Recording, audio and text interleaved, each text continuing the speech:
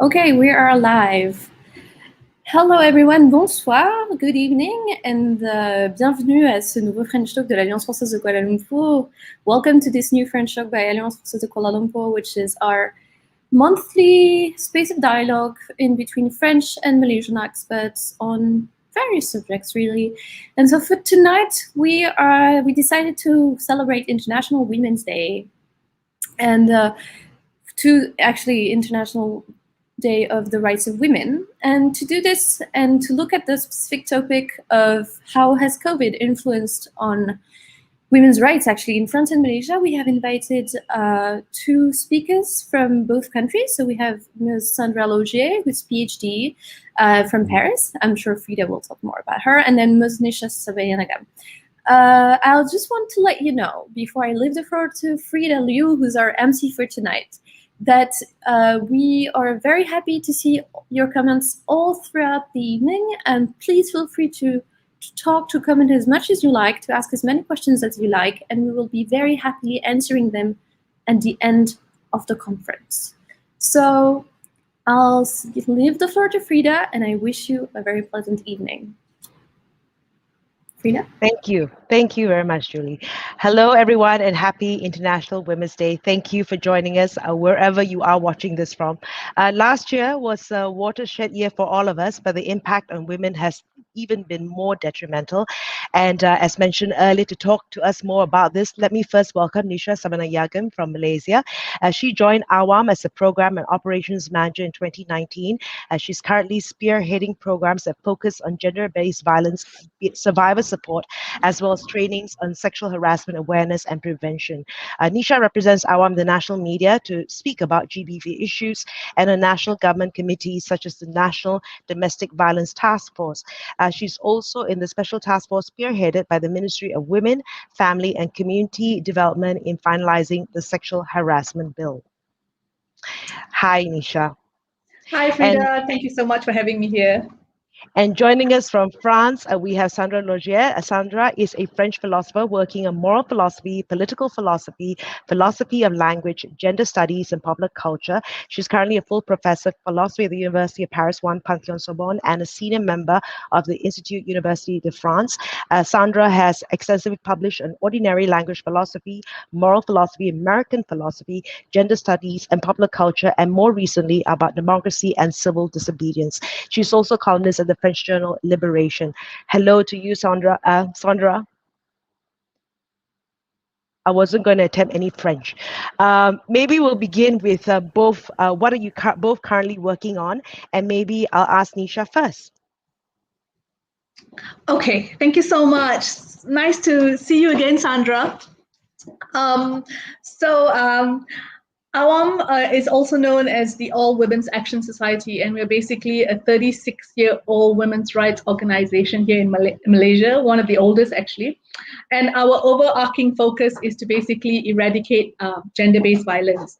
And the main vision here is to basically have a fair, a just, and equal and democratic society. That's our vision, which perhaps is a little bit similar to the French motto of liberté, égalité, fraternité, a little bit similar, maybe.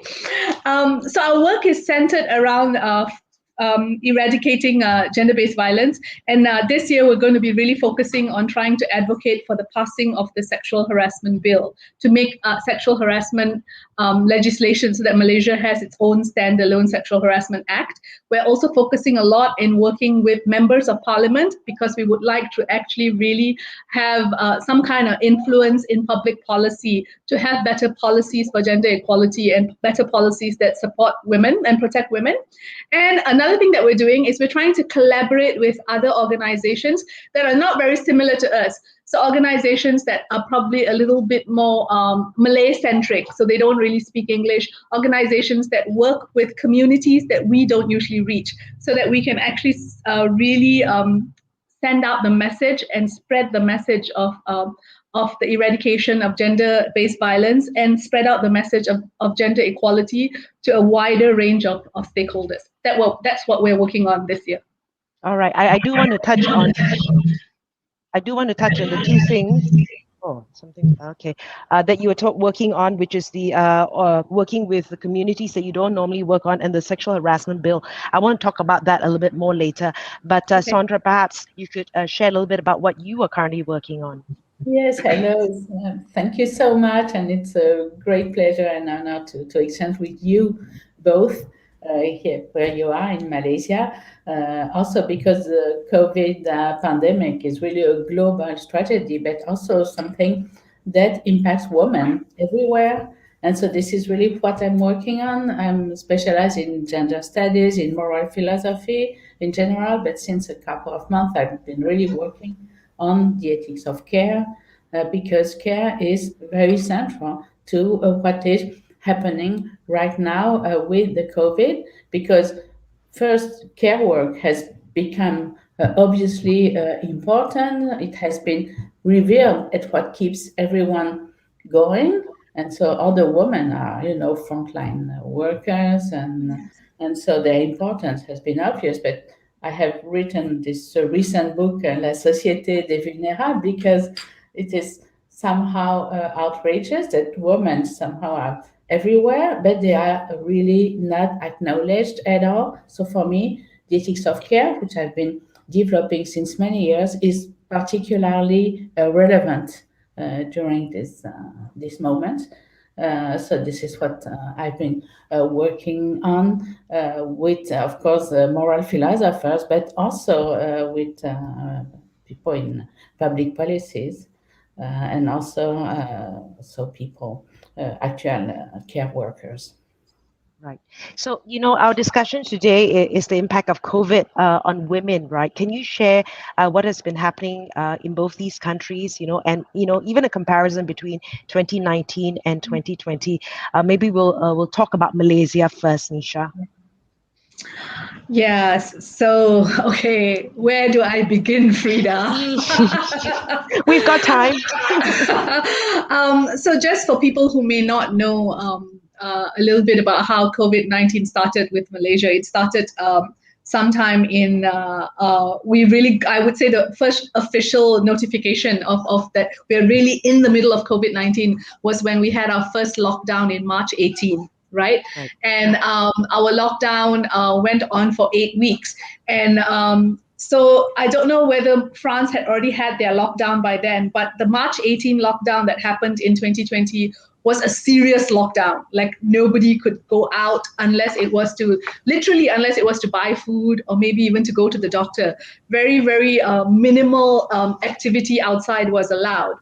And how this affected us really seriously, coming from a perspective of an NGO that was, we still worked during the lockdown, was we had a huge number of people affected. And of course, the majority of them were women, people who were daily wage workers, people who could not work because they did not have a job because they were locked down, right? And one of the biggest issues that we had to work with was actually supporting people in getting food. So AWAM's work was actually to work on gender-based violence, but we actually had to pivot a little bit because there were so many people who came to us to ask us for food aid.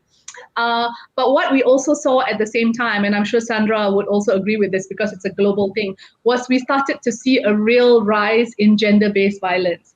And what we saw was also a rise in sexual harassment cases, especially online sexual harassment, because there's a lot more engagement online. Nobody was going out, right? So we had a lot more engagement online. I want to give you a little bit of a statistic, if I may, and I'm going to talk a little bit about what happened in 2019 and what happened in 2020. So Sandra, these statistics are just statistics of people who came to AWAM.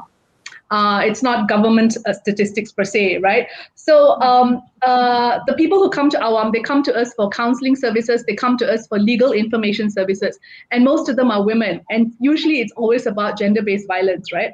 We had, in 2017, 263 people who came to AWAM, 99% women. In 2018, we had 127 people who came to AWAM. In 2019, we had 195 people. In 2020, we had 802 cases.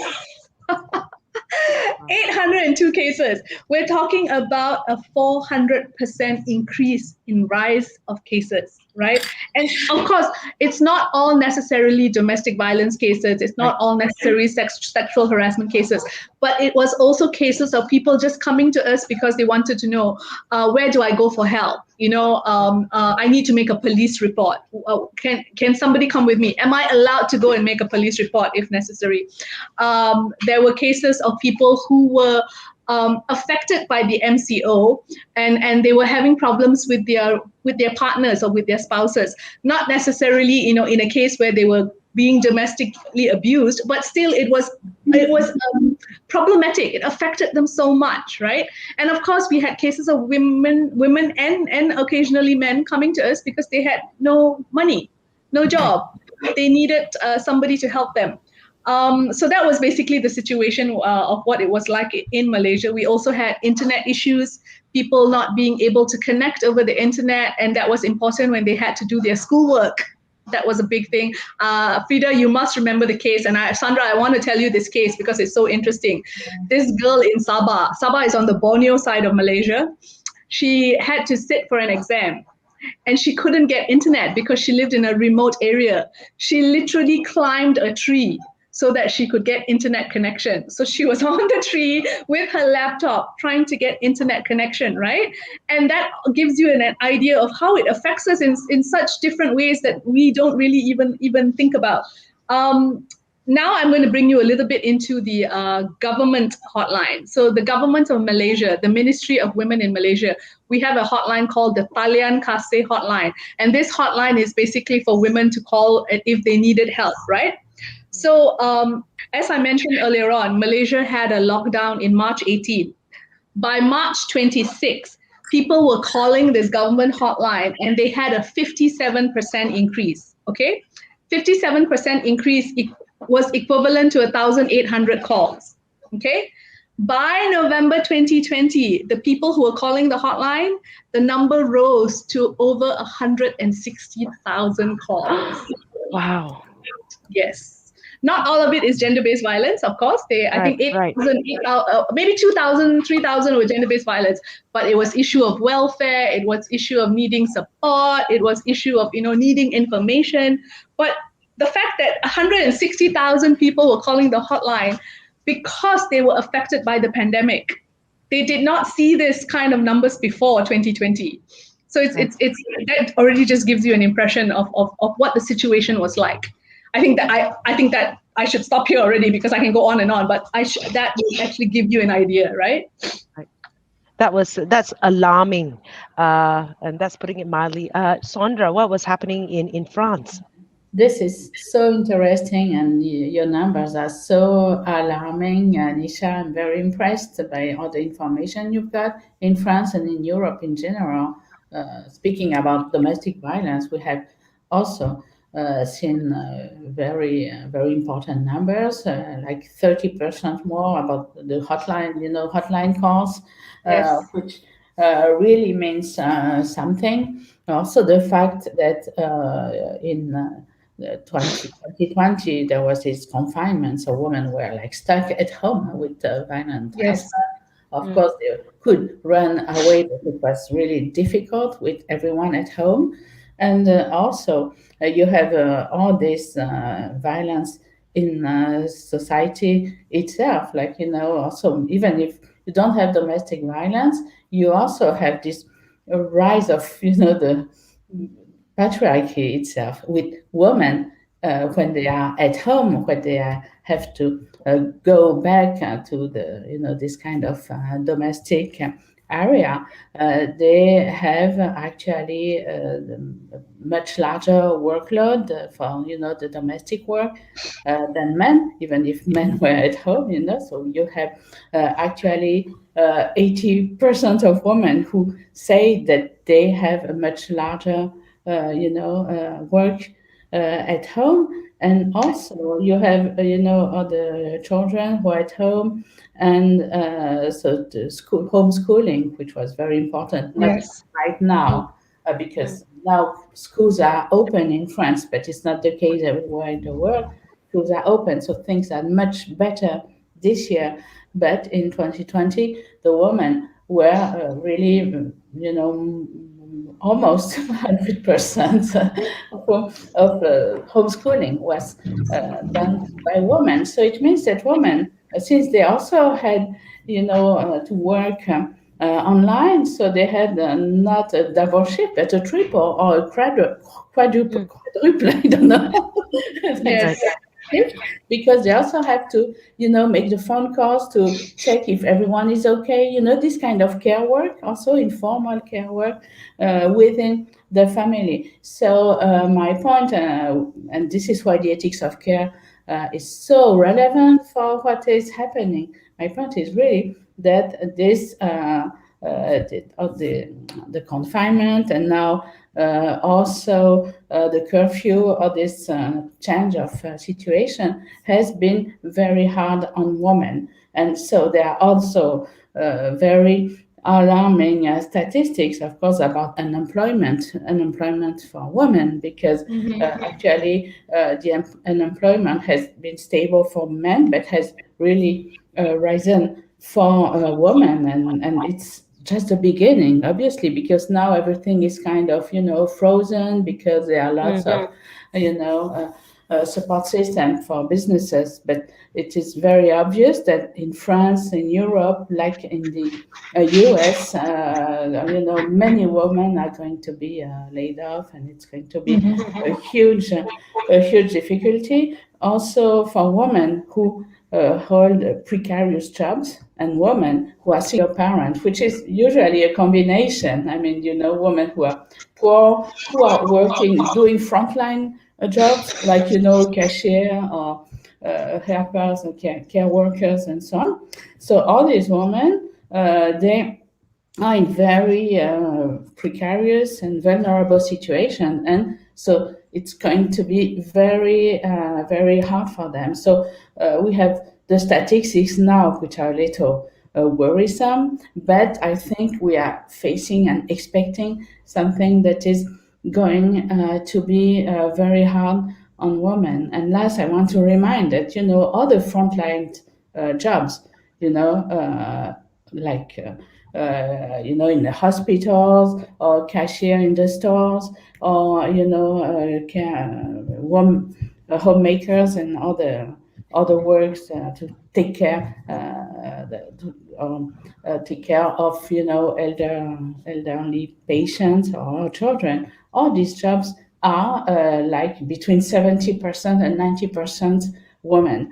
So they are really gendered, and these jobs first are really frontline. It means that the people who are doing these jobs, the women who are holding them, are exposed to the virus. I mean, they were in public transportation, they were close, body to body with the patients. And so everybody says, this virus, it really attacks men. This is something that is always reminded to us, but it's a small majority. I mean, this part, actually, if this virus hadn't attacked the majority of men, I don't know if the fight, the fight for finding a vaccine would have been as faster, quicker as it was. So I don't want to raise this question. But anyway, of course, the men maybe there's a larger number of men, but women are a great majority in the care workers, and so women actually are really strongly impacted. And speaking less statistics, we know actually in France, for example, about the death of COVID. Many of them were in the homes for elderly patient home. And actually they were not counted at the beginning, so they were not in the statistics, which is very very impressive, knowing that actually it's mostly women and older women that were dying from COVID in these institutions. So there is really also, I think, gendered issue in all these statistics that somehow deny what the women have to what bears on women during this pandemic. Right.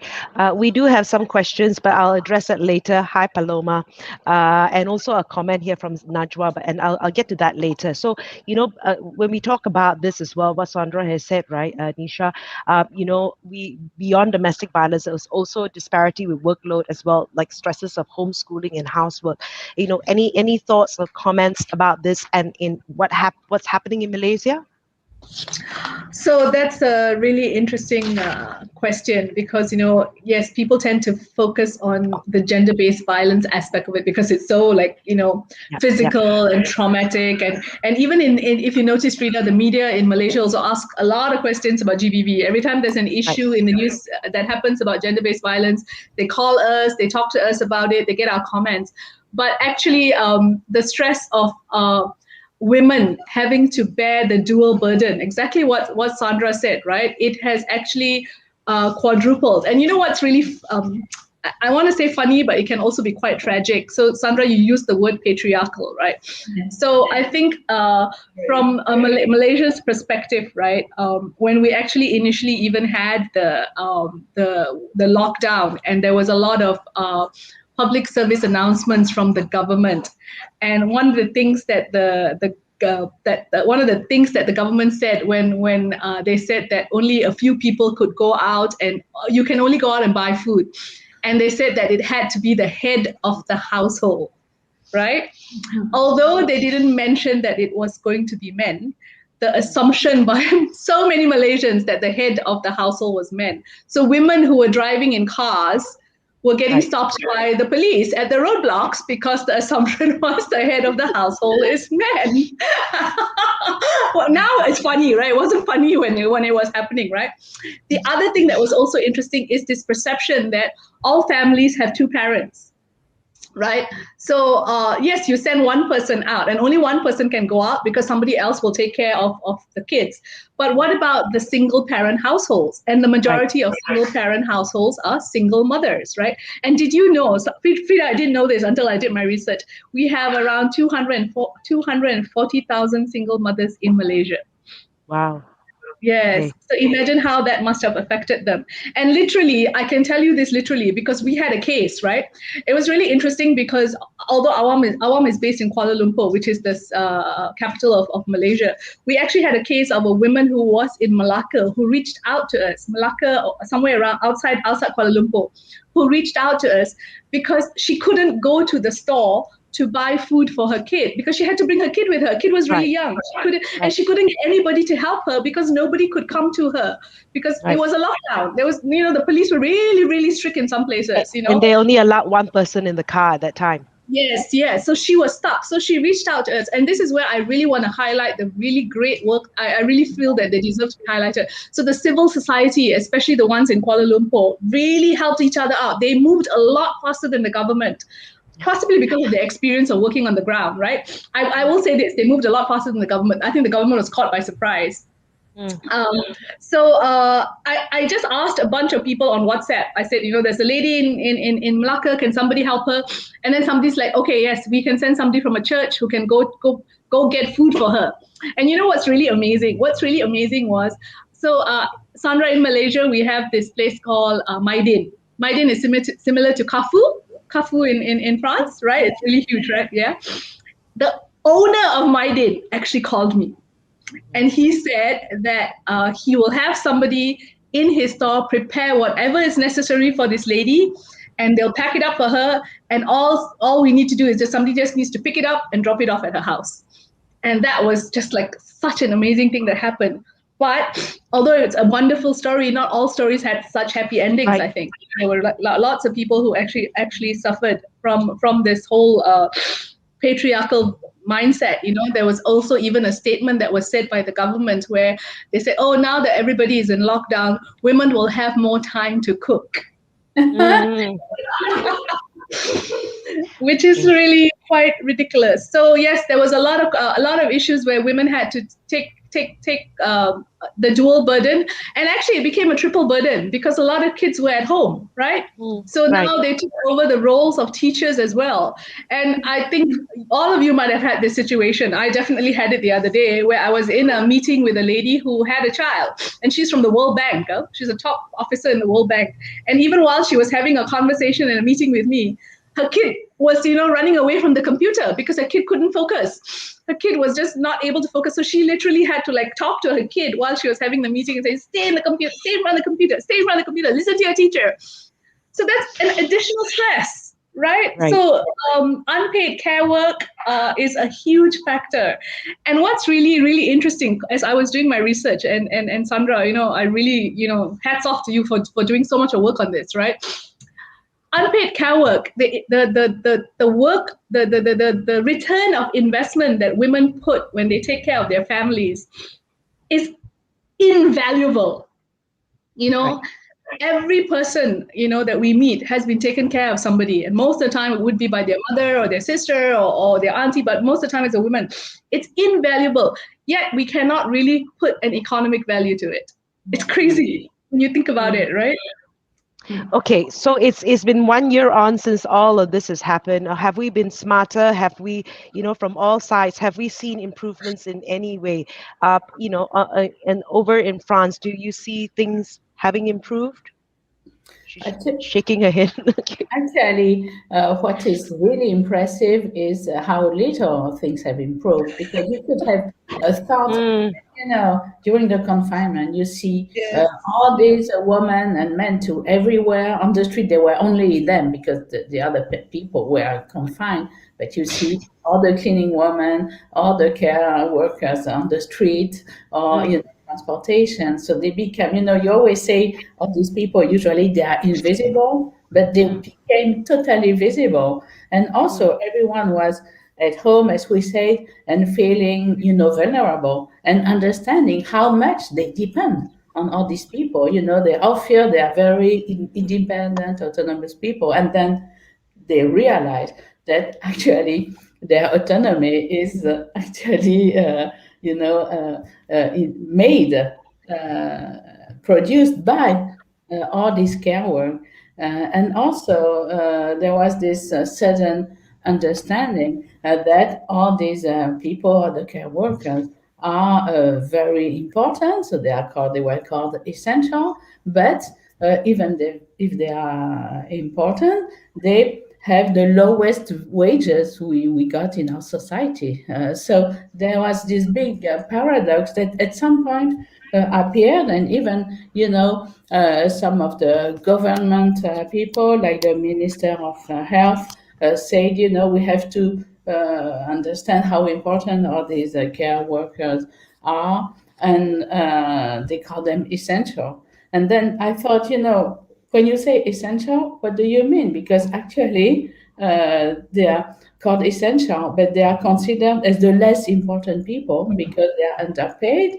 And of course, you had this daily applause that has disappeared actually in 21. So it was only a 2020 thing that you have. So you had all this, awareness, but nothing has been done at all. You just had a tiny raise for, health care, healthcare people in the hospitals. But of course, for the cashiers in the stores, or for the delivery people, or for the cleaning women and men, just nothing.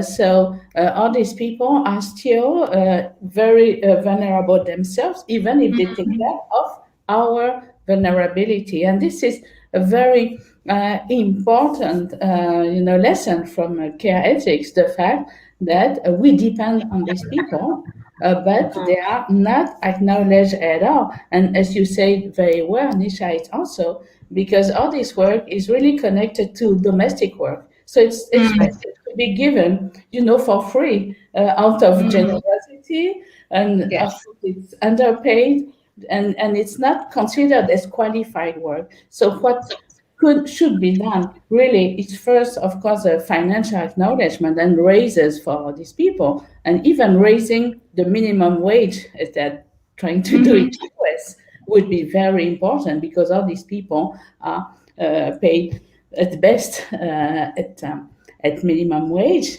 But the important thing also would be to actually acknowledge the importance of this work, and to consider it as professional work and something that really requires some specific skills.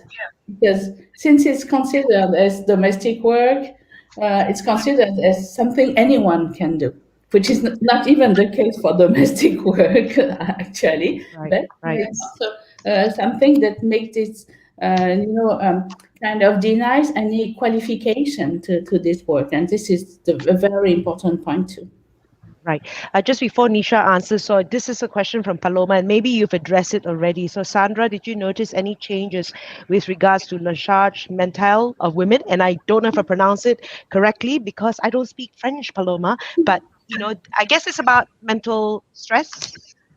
The charge mentale, you pronounce it very well, actually. This is what we say that for women, even if you are confined at home and you have some help, we know that other women who actually even hire other women to help them, they still have to take care of the paperwork and the relation to this woman and so on. But also when there was this, everybody confined at home, it was obviously, as Nisha said, the woman who took care, of course, of the cooking much more. Making food, taking care of children, homeschooling, and also, taking care of the whole family, calling the elder parents to know how we're doing, and so on. So it's really, this is what is called the mental load, la charge mentale. It's the fact that the whole responsibility of this whole care area, which is very, very extended, is usually on women. Okay, so very thanks for that, and so Nisha as well. Have we seen any improvements in any way since last year? She's searching hard. No, I just actually, what Sandra said actually also touched me quite a bit, because what you talked about, the cleaners, Sandra. We have this, and Freda, I don't know if you've been following it, but AWAM has started to sort of like support this organization that specifically works to support cleaners in the hospitals. And when I say literally mean those people who clean your floors, the people who clean the hospital floors, the people who clean the toilets, the people who clean the beds, and everything. And they really have such a bad deal in Malaysia. And this has been brought to light simply because of the pandemic. Because during the pandemic, so many people going into hospitals. So the cleaners became really, really important in that sense, right? But again, like what you said, Sandra, at least I think in France, your government acknowledges them as essential workers.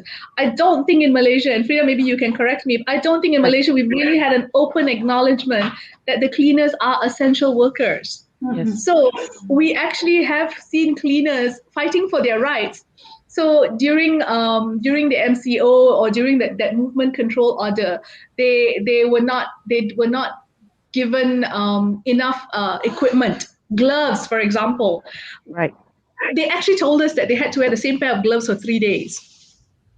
Okay, and these are people who are cleaning our hospitals. Why are we not giving them proper health equipment and safety equipment, right?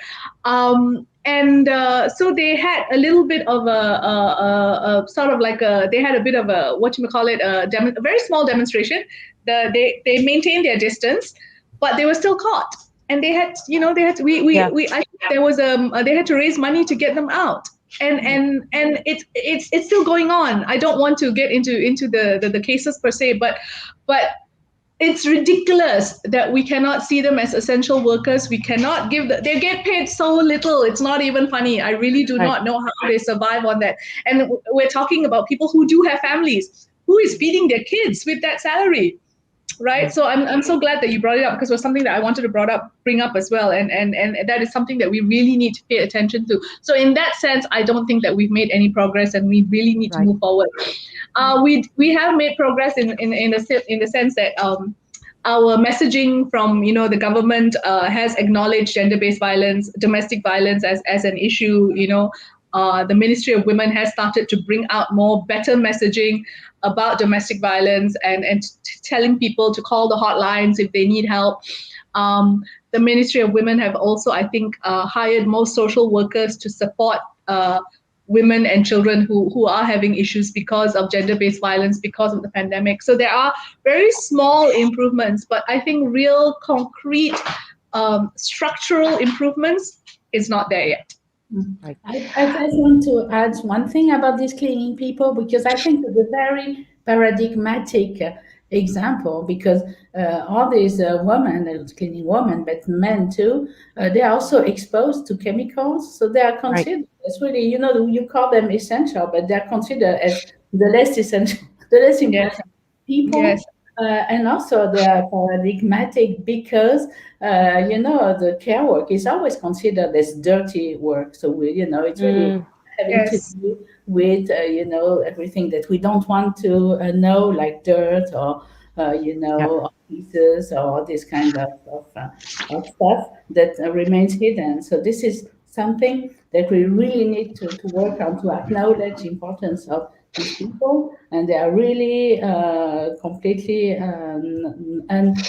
unacknowledged. And I think there is no progress at all. And I just want to add that we need really some progress in these professions, like in also elderly care profession, because we are going to need more and more people to do this job. I mean, we need more and more cleaning. I mean, even if the virus goes away, there will be all these precautions and so on. So we need people to clean. We need people to take care of elderly people. And actually, these these professions are so totally unattractive, so underpaid, that no one, some people really like to do that, but they say they can't go on because the pay is really too low and they cannot live. And this is true everywhere. I mean, it's probably worse in the situations, Nisha, you are describing. But in France, many people just don't want to do this anymore. And so we really need to do something, and nothing is done. So I'm very pessimistic too.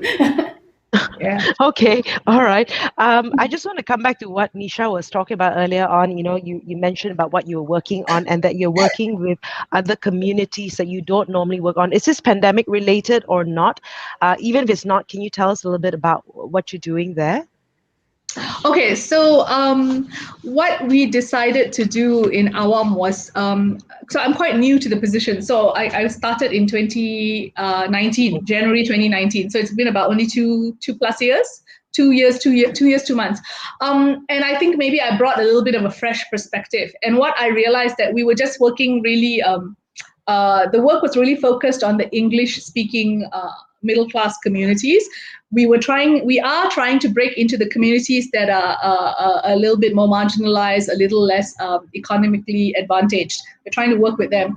But I realized that we really needed to work with communities that were perhaps, that only spoke, maybe didn't speak English, that only spoke so Sandra, our languages in Malaysia, we have Malay, we have Mandarin, and we have Tamil.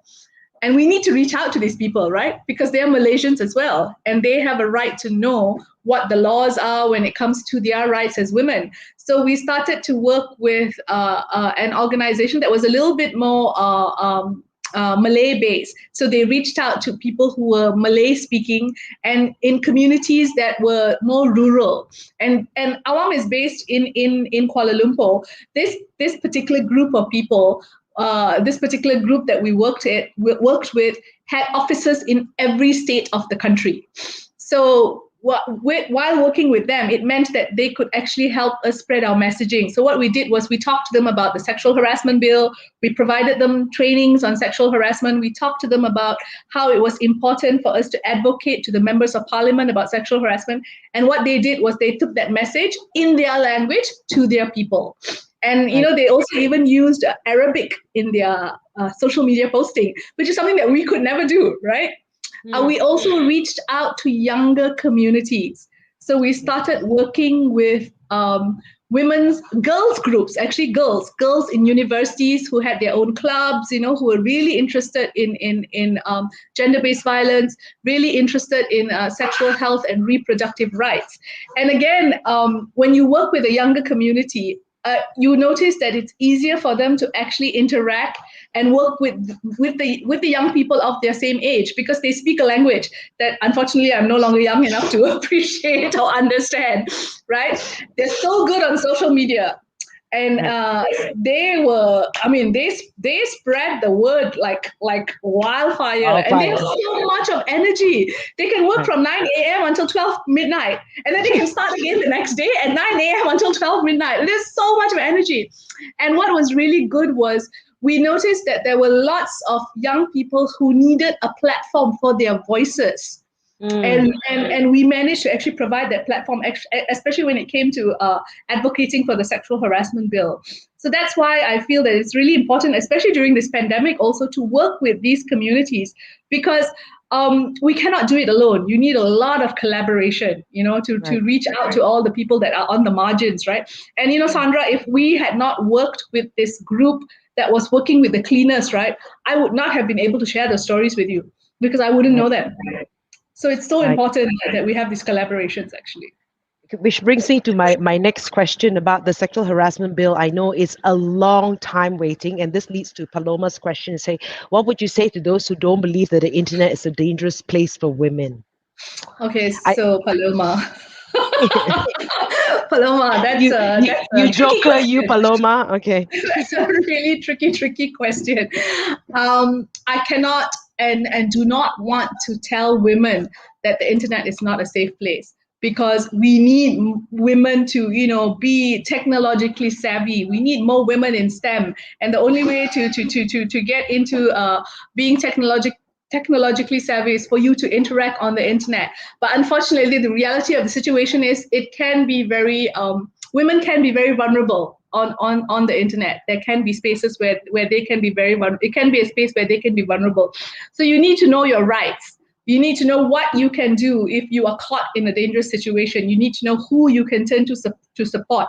And all of us women and also men, who are allies, we need to actually protect women as much as we can when they're also on the internet. So if you see somebody being harassed, you get to the harasser, you make a complaint, you tell the police.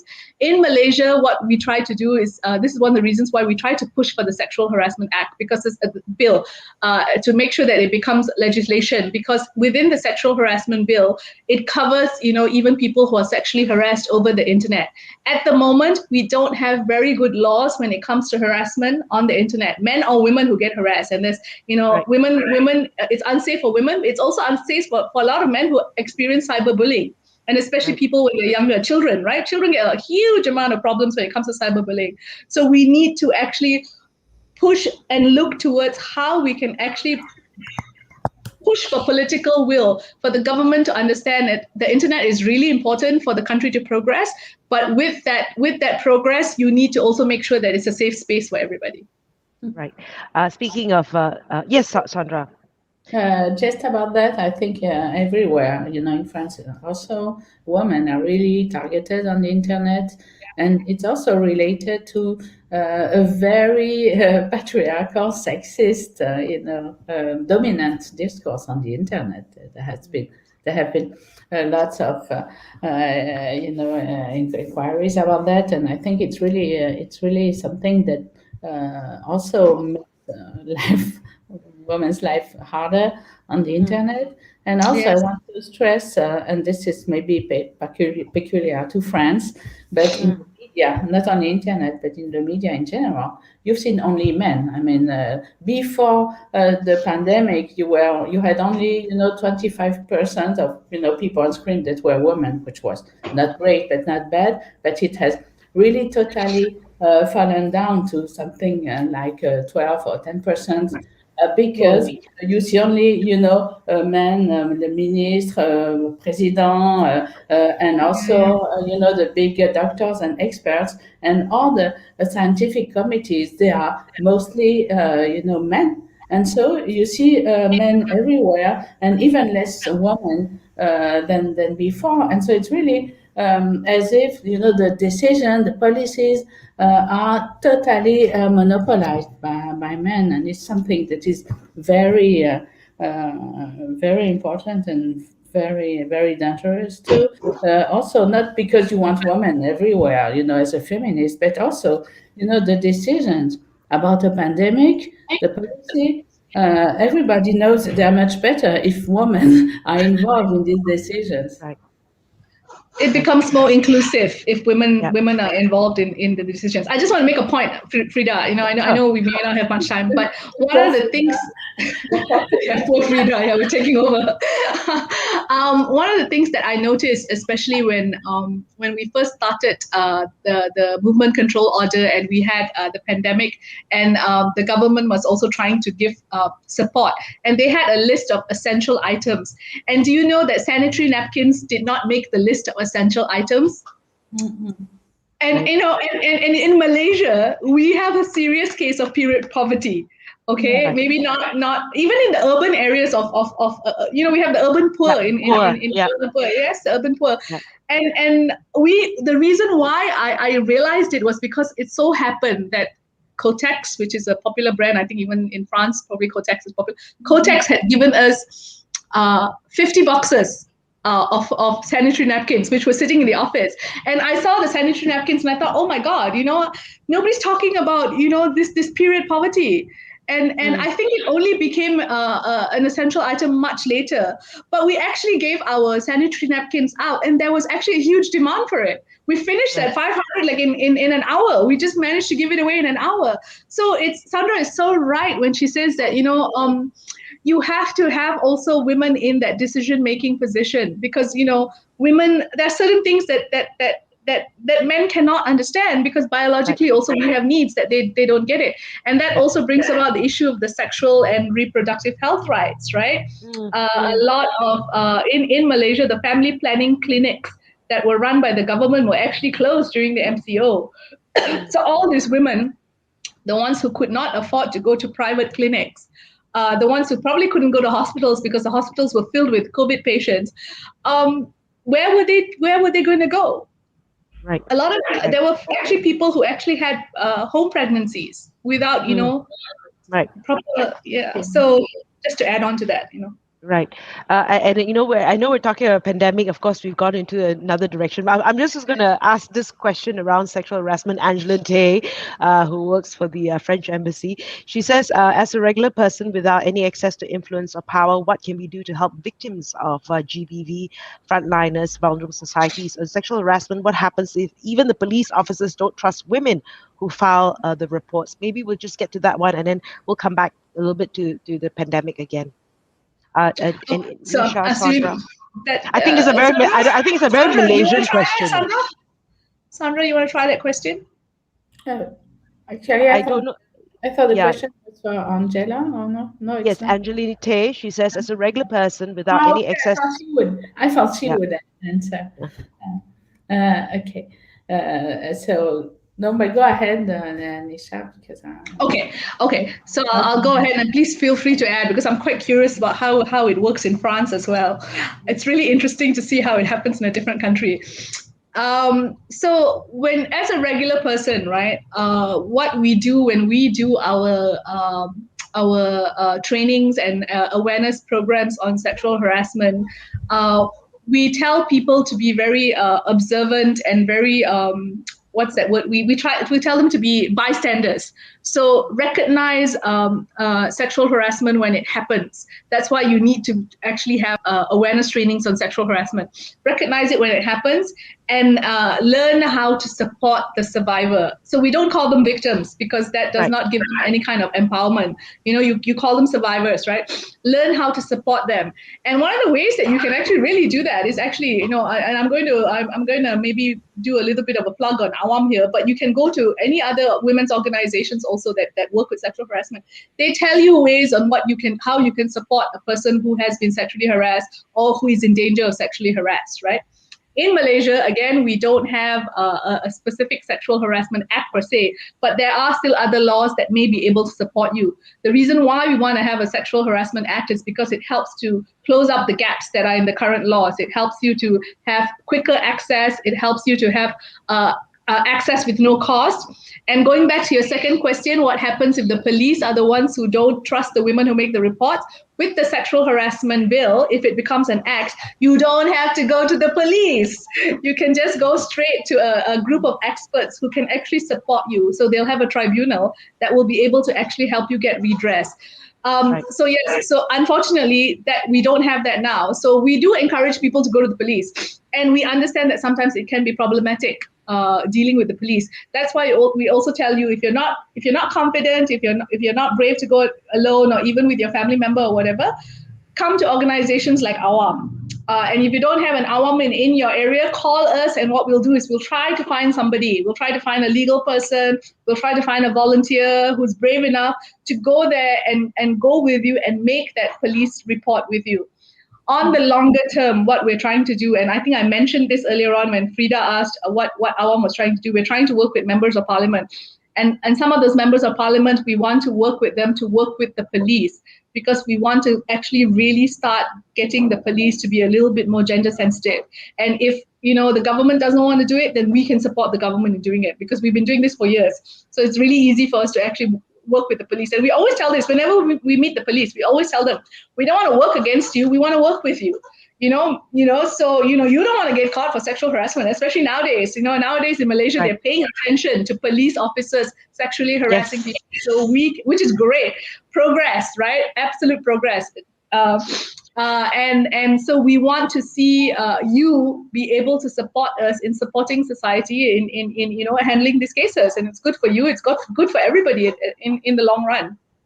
Right. I hope that answered the question. Sure. About this sexual harassment thing, I mean, there has been some new laws in France, so things are really getting better. I just That's good. to add that, as I said, we're a very patriarchal country anyway, so there are always some kind of big resistance to anything that is done in this direction. There was this big French version of Me Too, which was called Balance ton porc. So it's called like denounce your pig or something like that, which is something that was considered very offensive to men, but also to pigs. So it has been a very important movement, but actually it has been also rejected even by some women who have signed some petitions to say, we women in France, we like also sometimes to be not harassed but seduced or whistle, so people who whistle on the street. It's part of our culture, which is something which is totally ridiculous, but there has actually been a controversy about that. To keep this kind of French gallantry tradition, and so to somehow explain that these laws were very dangerous because they were like making women and men enemies where they should be friends. So there's a lot of work to do in France. The situation is not as bad. There are lots of stereotypes and prejudice about what is harassment. Right. Okay. Back to the our talk on the pandemic and but I know which all connects, right? It all connects. So I get where we're going, right? Because it has a ripple effect. When you don't do this is the ripple effect to everything else, right? Yeah. So I get where we're going. But if we talk about what has happened with women, whether it's domestic violence, whether it's uneven workloads in the home, right? What are the risks for women and the impact on the economy if these issues are not addressed? Because it's going to probably take another year before everyone's got the vaccine, before things, if we ever get back to normal, the impact on the economy if we don't address this. Nisha? Okay, so I don't have statistics for this, but I know it's. I mean, and we all know this. Sandra has also mentioned this, that the reason why women are also disproportionately affected is because a lot of us are in healthcare and in education. More than 70% worldwide, global numbers. I think more than 70%. In Malaysia, apparently 97% of the nurses are women. Wow. Right? Yeah, interesting, huh? 97% of yeah, which is true because we don't see much male nurses in Malaysia. Yeah, Freda, right? That's yeah. something that we don't see. So obviously, if you don't, what the risk are for women is there's a higher risk of actually catching this virus, right? And what does that mean for us per se is that if all these women catch this virus and we don't have enough, we have workers who are always out sick, we won't have enough healthcare workers. And how does this affect our economy? It's like if we don't get people who can get well because nobody's taking care of them, that means we don't have enough productive workers out in the economy. And of course, the pandemic has sort of like shown us the cracks in gender equality and has probably widened it further because now women actually have to also hold that role of care work. And as Sandra also said, they're seen as not important. It's a shadow thing. It's something that is in the dark. It's not in the forefront. So the gap then becomes wider. And it has been empirically proven that countries that have better laws when it comes to gender equality, countries that have lower percentages of gender equality actually perform better economically. So I always say this to people, gender equality is not a zero-sum game. It actually benefits everybody as a whole, And what people don't realize, right? And I think I need to bring this up, especially when it comes to cases of gender-based violence, right? Of course, the majority of perpetrators are men, right? And men who hit women also hit children. Okay, it happens. The kids also get affected. And not all these kids are women, are girls. They're also boys. So boys become men, so boys are also affected. It's a cycle. It's a vicious cycle. Yes. It is an issue of society. And I think Sandra also brought this out, the whole patriarchal concept, right? I think that if it was not such a people don't make it such a women-centric issue, then maybe things will move forward faster. And we need to get this into the mind of people. Yes, it's happening to women, but it really affects society as a whole. You push down women, you push down one side of society, you push down everybody, right? It's that's just what I want to say. I don't have figures, unfortunately, because I didn't do the economic side of it. But maybe Sandra can actually. But that picture is That picture is great, Nisha. If you talk about them being healthcare workers, a majority being, again, the ripple effect, right? If they can't take care of people and people fall ill, and how do you measure that? Sandra?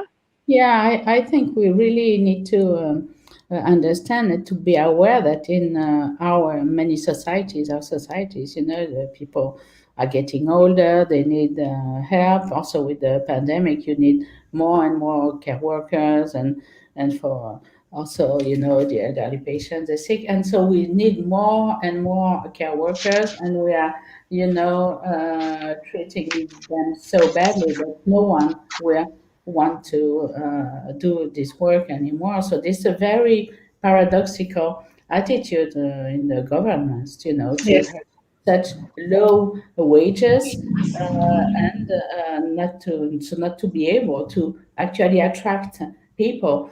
Also, because there is all this international, global circulation of care work. All the women who go to leave their countries and their families to go to work also in North countries to take care of other children and leave their own children. So this global situation that is so discriminatory and unbalanced, because you have people who are totally vulnerable, who are foreigners, who sometimes are illegals, and who do a work that no one wants to do.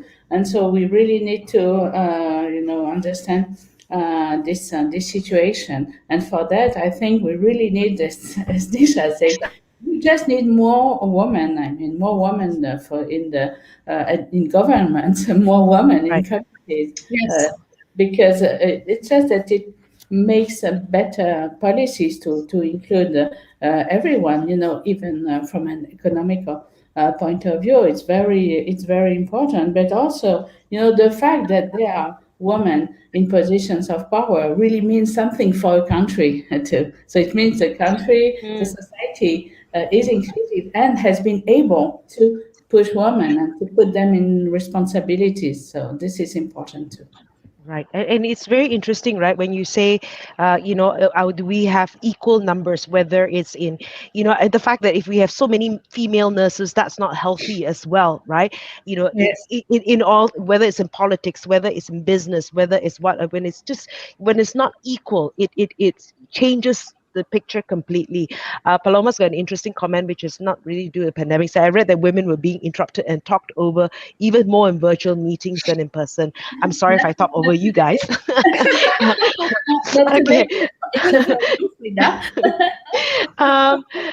If there are any more questions, feel free to let us know. But thank you everyone for participating and commenting. We're all reading that. But maybe I don't know. Maybe we should end off with this. But I think it's really important where we try to be a little bit positive, and we can talk about things. But what can we do to change things, right? What can we do as individuals, corporations, with public organ companies, and the government do to change the status quo? What are some immediate next steps that we can do, and not just wait for the government, right? What can we do?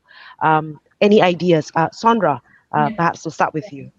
Well, actually, what we can do first as individual is really change our attitude and be aware. Everybody criticizes the woke idea, but it's really about being woke, about people, when you are in a store or, in a restaurant, to acknowledge the people who's helping you. And Right. this is something every individual has to do. But of course, the most important is the policies.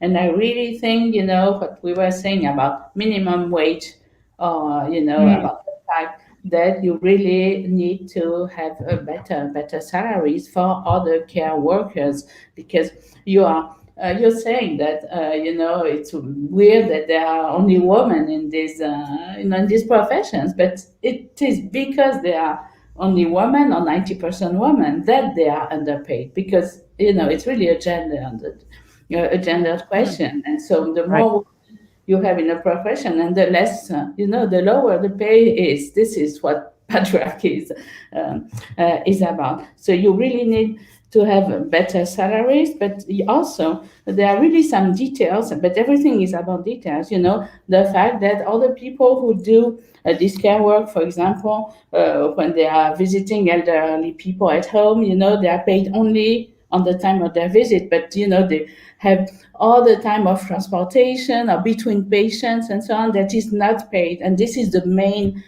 what explains why these professions have such a low salary. Actually, it's because they are paid only 1 hour from 7 to 8, and 1 hour from 7 to 8 p.m. And so this is something that is really about the organization of work, and we really need rules to actually take into account the whole day of work for these people. Right. So Okay. these are very simple things to change that will actually make a difference. Right. Nisha, what about back here in Malaysia? So Sandra basically said almost the same things that I wanted to say, which was basically, I mean, because it's not that this is the issue, right? The Right. solutions are not rocket science. The solutions are right there. You just need to really just want to do it. So as an individual, I actually, that's exactly what I wanted to say, Sandra. Be more aware. Start having a little bit more of a gendered lens. But I also think that maybe what we also need to add on here is, especially when you talk about corporations, right? The media plays such an important role. Entertainment industry plays such an important role. Advertising industry plays such an important role. And I'm going to give you an example, okay? Because it struck me as really fun. Yesterday, I watched this really, really good movie. It's in Hindi. Okay, it's in Hindi, a language that I don't understand, but they had subtitles, right? And the story was actually about, to a certain extent, fighting for the rights of the marginalized and for about women, because it was a story about three girls who had been raped. They were workers, and they asked for a raise of 3 rupees. And because they dared to ask for a raise of 3 rupees, they were made as an example, and they were raped by the village, the big men in the village, right?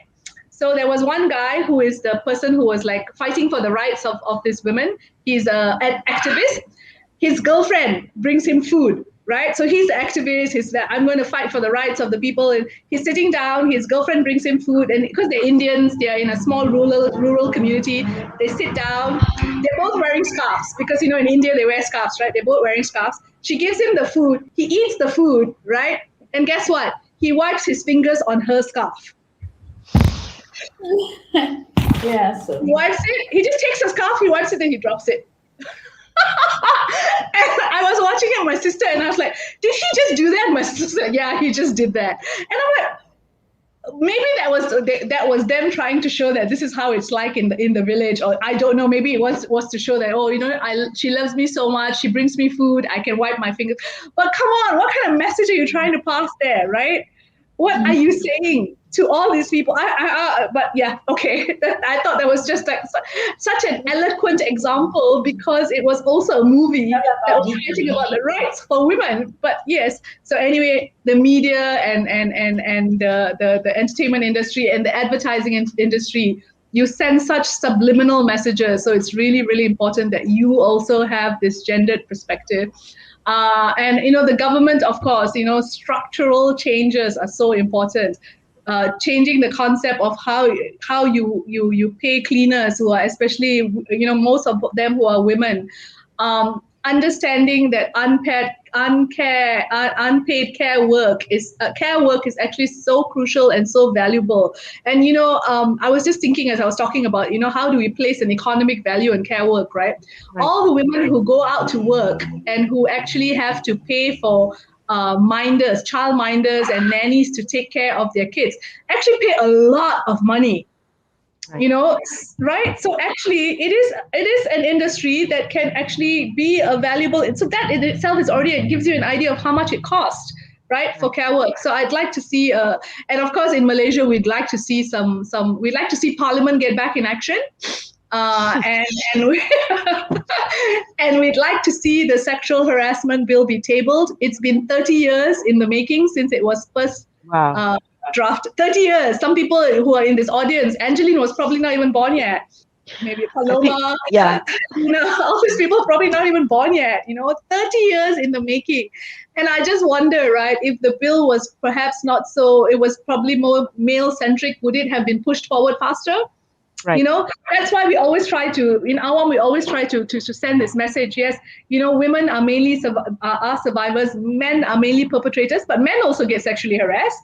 And, it affects us all as society, so, pushing forward bills and laws that protect women, ultimately, again, I have to say this again and again, ultimately, when you protect your women and you let them, give them the rights, recognize the rights that they deserve, you will see a society that becomes so much better and a society that just becomes so much more prosperous. Developmental goals do not have to be economic goals. Developmental goals can also be social goals. Right.